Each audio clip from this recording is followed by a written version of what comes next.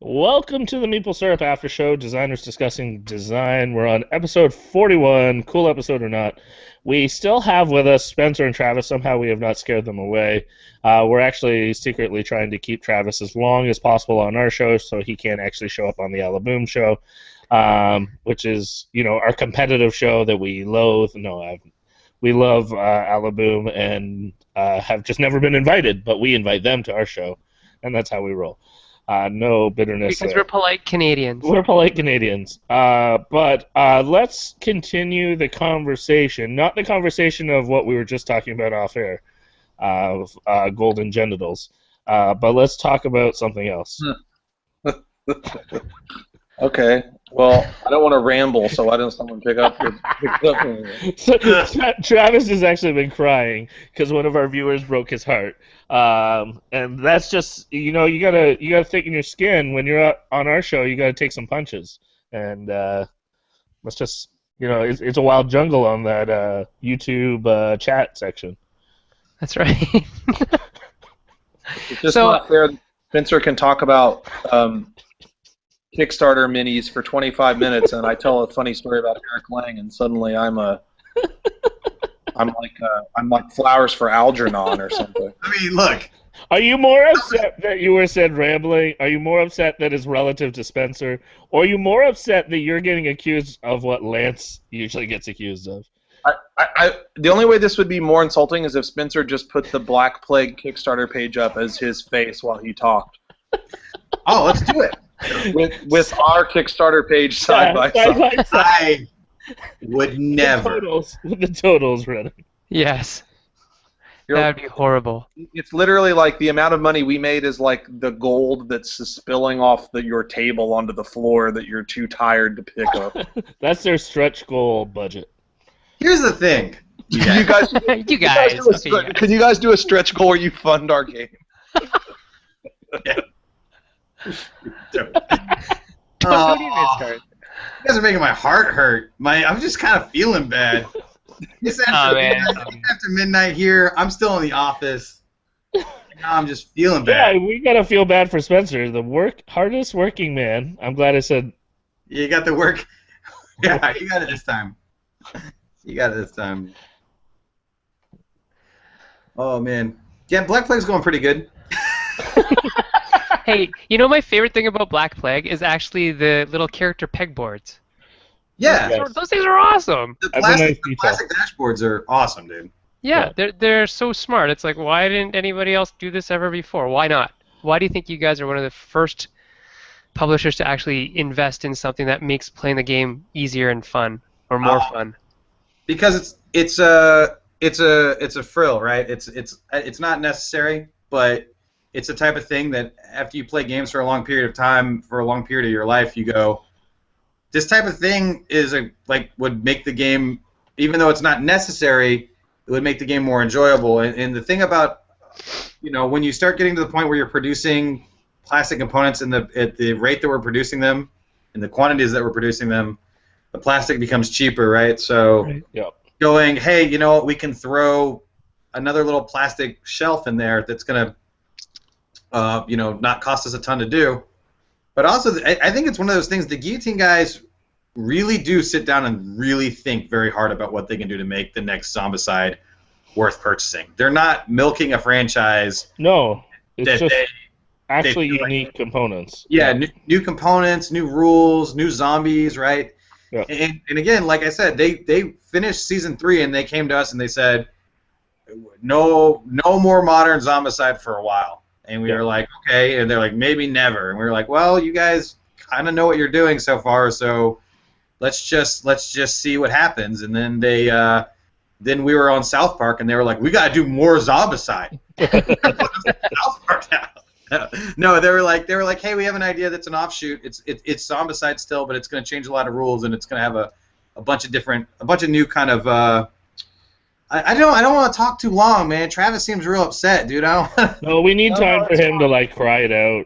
Yeah, You're you, allowed. You're And allowed he- to talk about your grotesquely successful games. It's fine. Well, and we've now let Travis jump in whenever he wants. Like he yeah, was, he's got free reign, man. we were saying to him Me like talking is basically me we were- talking. So it's we fine. were muting you, and now he's allowed to talk freely. So No, you're Lower third be damned, right, Travis? Oh Yeah, yeah, he's- I'm sorry. I'm not used.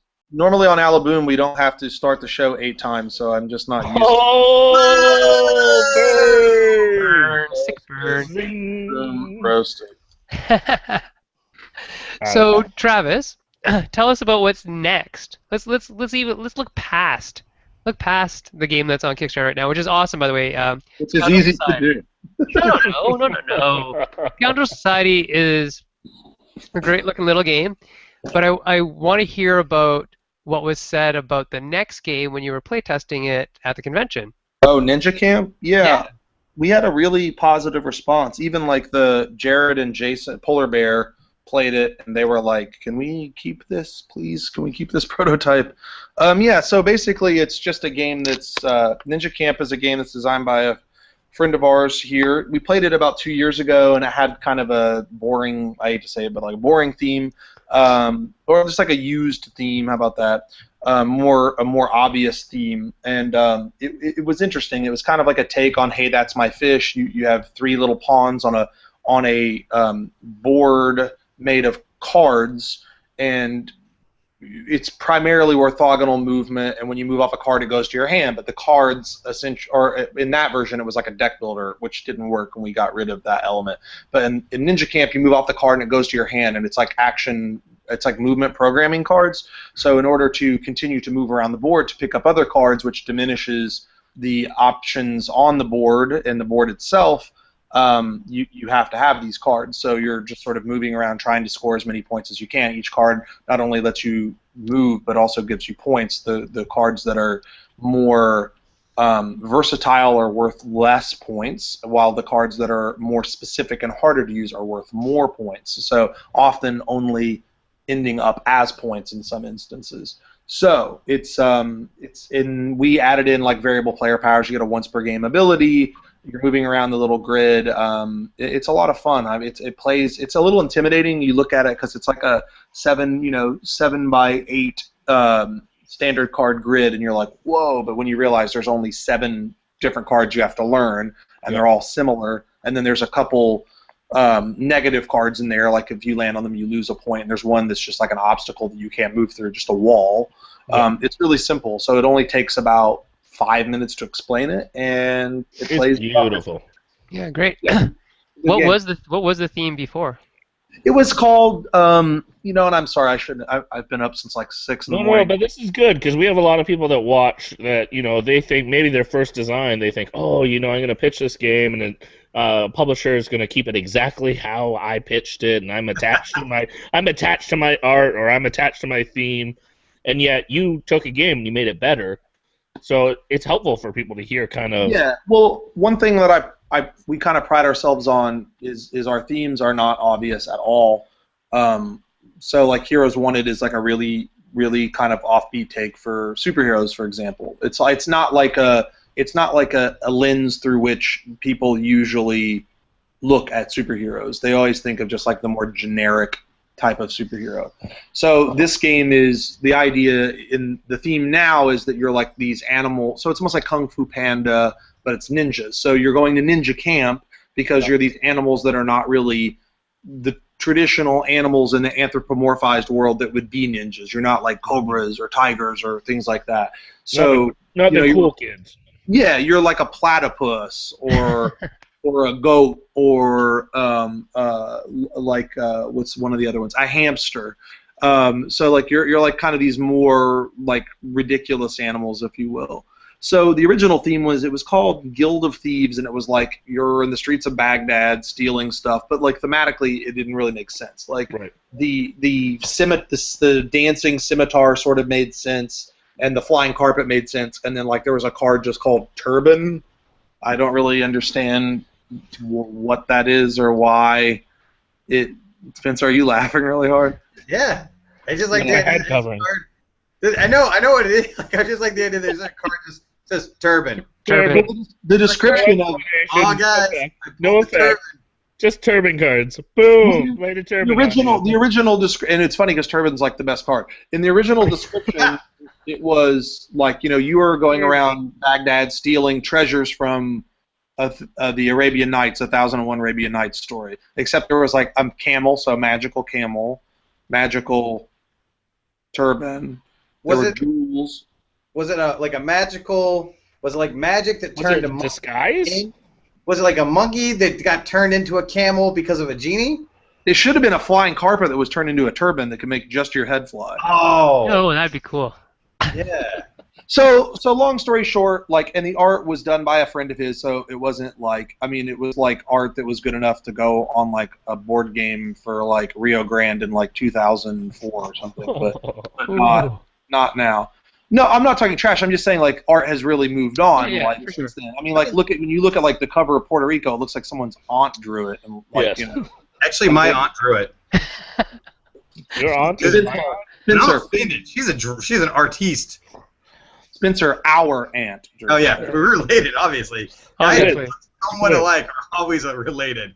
I don't know if you know this, but if Spencer and I actually touch, it's like in that movie Time Cop where we just start to dissolve. Yeah. You actually unravel the space-time continuum. Yeah. Or it's like Dragon Ball Z where we fuse into a greater hipster than we already are. Yeah. Well, you could both. Now we're on the after show. I feel like I can say this, and I doubt Niels will watch this. But when I first met Travis, a mutual friend of ours said, "Oh, you gotta meet each other." So he said, "Oh, so don't be thrown off." But he looks a little like Hitler. Whoa! I actually get that a lot. And he's German. Niels is a German reviewer, which was just like. I get every time I come in with a fresh new cut, I get my classic cut. I come in, they tell me I got the Third Reich, and I'm like, what? No. So it's not the first time. He was Not a the great first time. orator, so.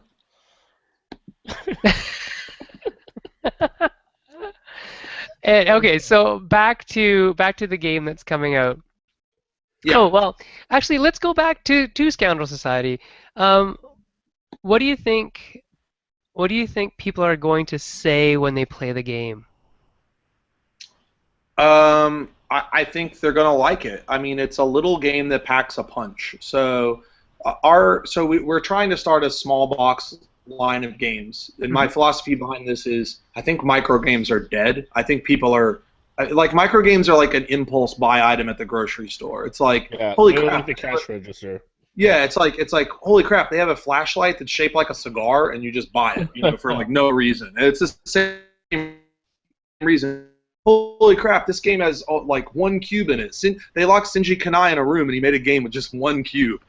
So I think that micro games are dead, but I do think the small box games, I think that the reason what people really wanted was they wanted games they could play in between longer games. And it does seem like longer games are starting to fall by the wayside. I mean, it's almost to the point where when a longer game comes out now, it's like, holy crap, did you hear this game takes 4 hours to play?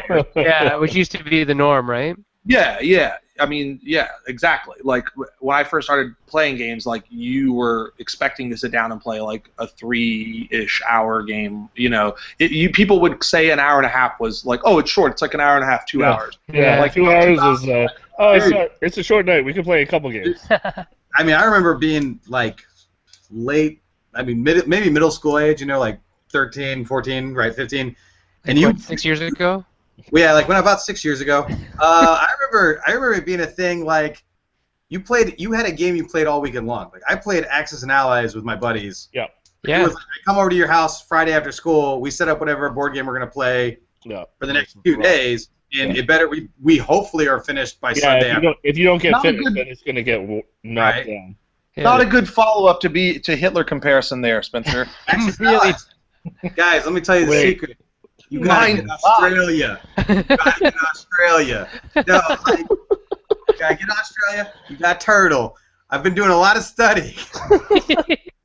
So Spencer, bringing this whole back to Cool Mini or Not, what was your decision as a company to get back into more traditional games, like bringing back the Bruno If I Duty game, that kind of stuff.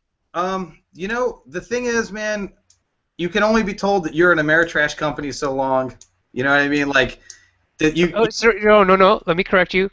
Ameritreasure. Hey, I know they're Ameritreasures. That's not what other people are calling them. Oh, okay. But it's really, at the end of the day, we're looking. Look, I think Travis hinted at something something about this on the other show, right? The industry is ballooning right now. Mm-hmm. Right? There's a lot of people going to Kickstarter and saying, I can make a game. Here's a game I made. I see that people like board games. Board games are extremely popular on Kickstarter. Maybe I don't have a background in production. Maybe I don't have a background in manufacturing, publishing, or design, but I have an idea for a game. And some of these guys are doing it, and their game comes out to be cool. And it's awesome that they are the guys who have a natural ability to make these games and didn't know how to get their foot in the door. There's also guys who are going like, I don't know what I'm doing once I got the money, right? Right. And all of that collates into the idea that we've been discussing in the offices over the last year and a half or so, is that eventually the board game industry is going to start looking like, if it hasn't already, the video game industry. Sure. There's going to be a couple of really big publishers, and there's going to be a couple of indie publishers. Asmodee. What? No. Who? I think they're already. Bless you. Right? And so the thing we've been looking at is saying, what if a year from now people go, all right, the big, giant, $100 dudes on the map, lots of plastic games are no longer the thing that is everybody's jam, right? Or aren't as attention-grabbing on Kickstarter as they seem to be, right? Right now. Mm-hmm. Where do you go as a business from there? And the truth is, Cool Mini or Not has always been a company of build a bed and diversify. We started as a website that sold paints and brushes. Yep. We used that bed of cash to publish our first game, Super Dungeon Explorer. From that game, we went out to publish more, Zombicide, right? And we've built a bed of customers and cash and diversified. So when we had the ability to get a game with, like Queen's Necklace, the Bruno's made, right? Yep. It seemed like, hey, reskin it, update some of the rules, add in the decade or so of facts that have been released about the game, and make that part of the rule book, and release a really polished Euro game, right? Similar to the Dogs of War and the Smog that we put out, right? Right. Yep. Euro game style games, and then the Grizzled. The Grizzled, The Grizzled is a really beautiful game because it is a game about peace through wartime, through conflict, remaining friendship, working together. It doesn't have any violence in it. It's about surviving, and it was made by the art was done by Tigno, and he helped design the game. And he passed away in the Charlie Hebdo attacks. Right. Yes. So yes. it's a game we actually decided to publish in America because we thought it resonated. That there was a really beautiful message there with everything that happened in the real world and what the game was trying to convey.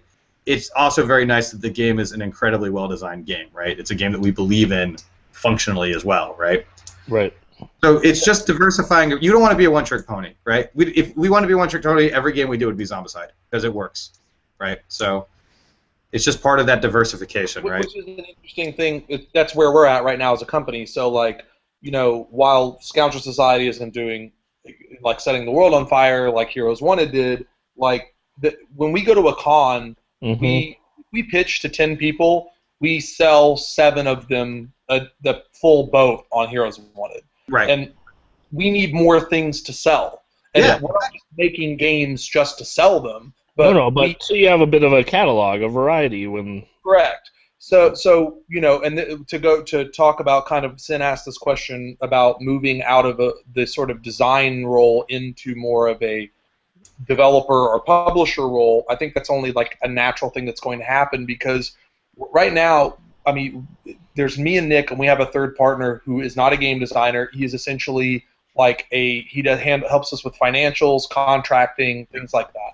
We call him business head. He just does. It's like the perfect setup. We're two game addicts that have a guy that we could say, hey, we're gonna make a game about just like building a pizza in France, and he'll be like, that sounds awesome. Like no matter what we say, he thinks it's cool. So and he supports us because he's here to help us do all the sort of like procedural stuff that, one, we're not good at, and two, like, personally for me, it's boring as hell. So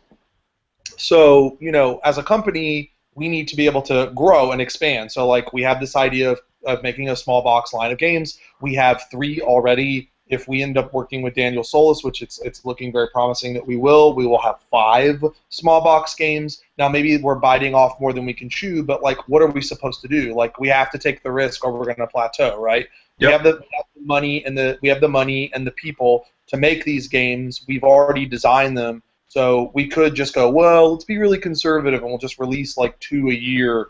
But we're not going to grow, and we're not. I mean, this is even like, even though this project's not doing well, it's honestly like a really good learning experience, because it's teaching us what we need to do when we're sort of in dire straits. It's like obviously really scary. I mean, we're at 88%, and it's like. I was going to say, you're funding, and people are going to get excited about it. I mean, I hope we fund by the weekend. I would like to think that that's possible. It might not be, but even if, like, this game is a good game, and I think once it hits retail, it's going to be a game that people like. Agreed. So I think it's only going to be reinforced when people actually have word of mouth of people who have played it. So our plan is, to kind of counter what Spencer was saying about, like, you guys could just make Zombicide all day and just make money, but, like, I don't really think of Cool Mini as an Ameritrash company. Like, I don't think Guilds of Calwallen is like an abstract game. You guys have a really diverse catalog. You are similar in kind of what we do, in that, like, we make Euro hybrid games, like Euro Ameritrash hybrid games, and we slather them in theme. Mm-hmm. So I think it's similar, except you guys slather them in, like, really amazing production value. And then people just see miniatures and they just automatically assume, oh, I'm just going to be, like, rolling dice and have hit points and crap. And, like, the truth of the matter is not a lot of your games are like that. You guys have a pretty diverse catalog. Yeah, I mean, that I agree with you, and I think that every one of your points you made is pretty spot on, because, I mean, as a publisher, you have to sit there and say, okay, like, what works, what doesn't work, and because here's the thing, even if you have a game that works right now, who knows what it will be in a few years, right? You can't, if every company had a Munchkin, right, that was going to be this lifer product, right, then everyone would do it, but I can't promise you that, Zombicide is going to be that game somewhere down the road. I mean, I hope it is. I think that Zombicide's super fun, especially after Black Plague. I played Black Plague, and I was like, I love this setting more than even the modern setting, right? Right. But the thing about it is like, you just got to kind of have a portfolio. You don't any business, regardless of whether you're making games or investing, you have to have a portfolio that diversifies, right? And it's because, exactly like Travis said, man, BGG 2013, we had Zombicide Season 1, Season 2, and I think we maybe had, I can't remember if it was, I think we had Chaos Ball. Yeah, you had Chaos Ball. Chaos Ball. Yeah. For sure. And that was, in Guilds of Cadwallon, and that was basically it, because we were actually out of stock on Super Dungeon Explorer, because that was actually during that time that Soda Pop was forming Ninja Division, and they were talking to us about doing their own thing, so we were like, okay, well, let's figure out what that's going to entail, and let's work together to make sure that everybody's happy when this happens, because we don't want any bad blood. We don't want to, on a personal level, everybody likes each other, so we don't want the corporate split to be bad blood when you guys go to become your own publisher and stuff like that, right? So we went there with one game that wasn't Zombicide. We sold a fair amount of Chaos Ball, but we sold no Zombicide, because that's a hardcore show. Yeah. Every one of the guys that goes to BGG goes on the Kickstarter and backs the games they want to back. Yep. So we went there, and they were like, hey, you guys played Zombicide? Like, yeah, I own it. I own all of that and all the promos and everything. Right. And it was one of those things where it was like, well, then what do we have for you guys? And that's the same question, at that show. Now, we go to different shows where we have a larger crowd, and there's still people buying Season 1. And we're still seeing great returns return orders for Season 1 in game stores. There's still plenty of people who are still buying Season 1 through game stores, but when you go to a certain show, you've got to have something different for them, right? Right. Especially shows like Origins and BGG. I mean, really BGG, and if we went to Dice Tower, it'd be the same thing. People who are tapped into the industry. The Yep. crowd is huge, right? Like Dice Yep. Tower and BGG are those shows. We're talking maybe 3,000 people, and they're super tapped into the industry, and so they have the stuff they've wanted to kickstart. So you've got to have something else to give them, right? Mm-hmm. And I also, you guys made the point that I know where Travis is coming from, but dude, you're actually sitting all right with Scoundrel Society right now. I know it's not like you were saying you feel like you're getting beat up, but everybody has that project, right? So I've had several. I really think the game is going to do well in retail. Like, I won't be surprised if this gets a Dice Tower gavel into my collection type rating down the road, and that's all it usually takes. I mean, another thing, and I don't know if this, I know you work in this sort of, this is in your wheelhouse, Spencer, but it's really hard sometimes to quantify, like, what does a reviewer bring in terms of good question. So we tried to strip this project down to the bare bones, Yeah. knowing we felt very confident we would fund, but we wanted to know if we could fund with a very simple project that we spend a huge advertising budget on, etc. So and we're starting to see now, for example, Richard Hamm is kind of like the alpha dog of the Kickstarter review world right now. Yep. So if Richard Hamm gives you a thumbs up in a preview, like, that's money in your pocket. But you know what? There's games like there's a couple games up right now that he did reviews for that aren't funded, which I'm surprised, and they're like good games. Yeah. So there's really no telling, And I know I'm like lamenting a little bit here. We are spoiled in that we were very fortunate with our first two projects, but we also worked for like a year each on those projects. So this one was a little quicker. Our new mantra is we want to make games. We want to make that game that while you're going to play Zombicide Black Plague and you're waiting for Tom to show up and you've got 30 minutes to kill, that you're playing this game and you're like, wow, I just played this and it didn't feel like we played Love Letter, 3 hands of Love Letter. It felt like I played a substantial game. Yeah. I walked away with a substantial experience. There was like a little bit of a narrative feel in there. There was a tension in there, and it's like a game you want to keep in a backpack or something. It's the game that you want to show people that they've never seen. You're like, oh, you don't know about this game? Oh, this is awesome. Like, so that's kind of like our plan with these small box line of games. I mean, it's ambitious because we're making the assumption that they're going to succeed. But I feel confident that they will succeed. Yep. Hey, Spencer. Yep. What do you guys look for right now in games when people are pitching? How do they pitch to Cool Mini, and what type of thing are you specifically looking for? What don't you want? Games with zombies in them. is both what you're looking for and what you don't want? Yeah, it's the answer to all questions. Zombies. both times things that we do and don't know.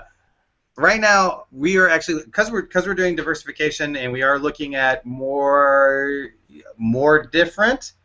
It is 12:45 in the morning to reinstate that, and I still have to drive home. But the thing is, we're looking for a vaster array of different types of games. So really, like I've said before, and Travis is right. I say we do Ameritreasure games, right? I think we do Ameritreasure games, but look, we work with people like Eric Lang, Paulo Mori and stuff like that. These games have a layer that's slightly more, that have a layer of that's not just like I go here, I move up, I roll a bunch of d6s, and I hit your guy 3 times and he's dead or whatever, right? There is some sort of like layer of strategy. So when it comes to like what we're looking for right now, we're looking for anything that looks like an interesting project that maybe has a little bit of pedigree behind it, with a designer or designers who are willing to work with a development team, because our development team is pretty hands off. They're more like producers, because we work with a lot of guys who kind of have a substantial background already, right? Like Eric. Yep. And Paulo, Paulo Mori did Dogs of War for us. Sure. When we got Queen's Necklace and we talked to the Brunos about updating it, it was just a simple thing of like, hey, here's some ideas we had. Are you guys cool with this? Yep. What would you change? So So the thing with that is, and we have an in-house staff that does our miniature games and some of our other board games like Arcadia Quest. So when it comes to like what we're looking for, it's anything interesting that you think is a quality title, right? Right. So, yeah. And from Action Phase, what are you guys looking for? Right now we're open to whatever. Origins with like 5 or 6 games, two of which you actually showed us. One of which was Kevin's game and then Jesse's game. Right. So because we are a smaller company, it's interesting because we don't like our distribution of labor is really tight. I mean, this is honestly the first time in my life that I have felt like completely overwhelmed in a way. There's just so much going on. We threw feelers out to like 5 or 6 big designers, thinking like one would say yes, and like all of them said yes. So we weren't expecting that. So it's like, holy crap, we're starting to look at 2017 already, and that's like a big deal for a company that's only been around for a year and a half. That is good, though. That is good. So, Daryl, I think it's probably time we shut down the show because I know Travis has to head out and Spencer has to get home. I keep forgetting, Spencer, that you're actually on Eastern Standard Time. So I'm on Eastern Time, and I work in Alpharetta. This means nothing. I might as well be speaking a whole other language. But I work in Alpharetta, and I live in Atlanta. I actually live in Atlanta, so it's a 45-minute drive. So it's going to be 1:30, probably 2 o'clock before I get home.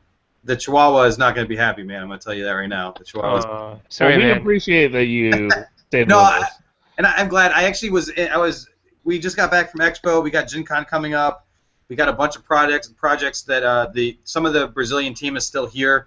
So we were playing Masmorra, the Arcadia Quest plugin again, and we're playing some other games that they're working on, things that I can't talk about right now. And so we stayed late tonight playing some games, and it's one of those things where, your worst day in an industry where you work, until 9 or 10 o'clock at night or 11 o'clock at night, staying up and playing games is.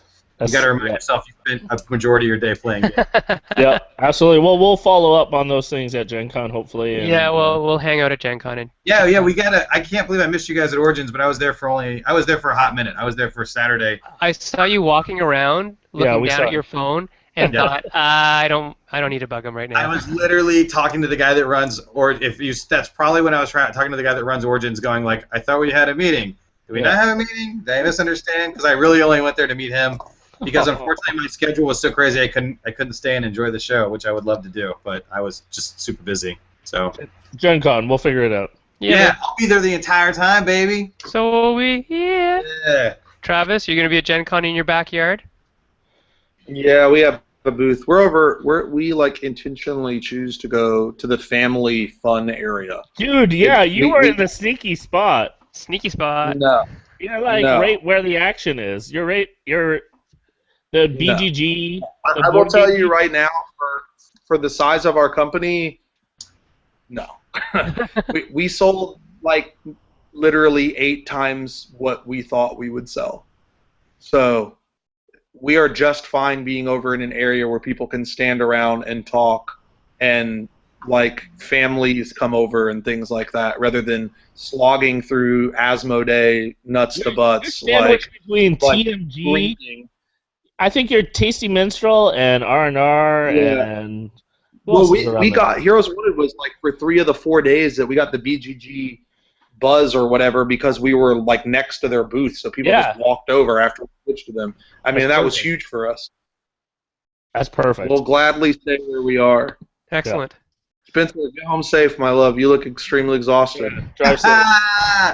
Thanks, man. Hey, make sure you tab over to the correct thing on Google. I don't know, man. Yeah, just be careful clicking around on your computer, I guess. All right, guys. So, Daryl, you gonna close the show? Sure. Well, I just want to say thanks to everyone for watching. Thank you, Spencer and Travis, for being with us during the after show. Stay tuned. Keep an eye on our Twitter and our Facebook to see confirmation of our guest for next week. And yeah, keep making great games. We look forward to trying them. Have a great night. Whoa. Thanks, guys.